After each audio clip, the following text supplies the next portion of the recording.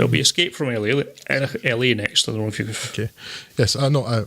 Escape from LA, I was sort of half tempted to... Well, again, I might have got around to it if I'd watched all the other ones I intended to before running out of time and sleep. But this I have seen, and remember a little beyond the surfing and the fact that I thought it was very, very bad.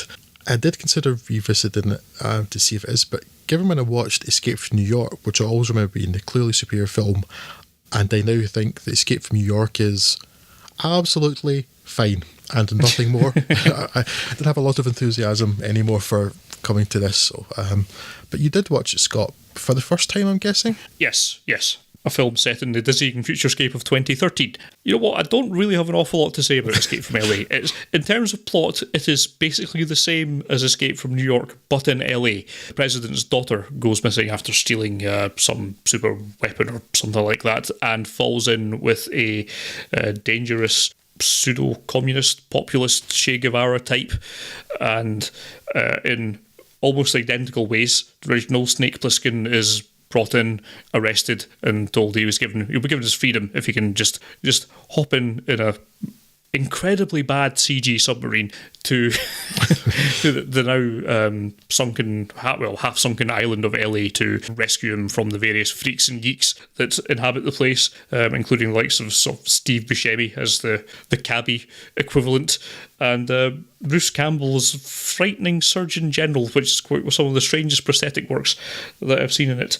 Basically, it's like the parody version of Escape from New York, and again, I think it's probably intentional. It's leaning quite heavily into the sort of absolutely cheesy, daft aspects of it, but it just manages not to be enjoyable in the slightest. It's not funny, it's not exciting, it's not interesting. You've seen more or less the same film before, but better. Escape from New York. It's hard to get around quite how bad the CG is. It's almost, I mean, even for the time, this looked awful, and revisiting it just looks absolutely terrible in a way that others earlier works didn't, like things like the Invisible Man film looks much better than Escape from LA. Yes, it's an ugly looking film. It's just full of things you've seen before but seen better.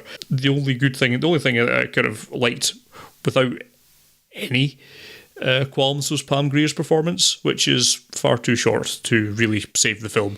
But yeah, one of the few characters in it that I actually found in some way endearing, and the rest of it, yeah, I would think you can probably just skip.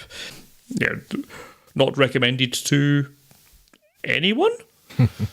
Which I think is probably more or less what your memory was saying of it. Yeah, my memory of it is not strong, but just it's like pretty much every register for it is filled in with this is like Escape from New York, but less. Yes. Less everything. Yes.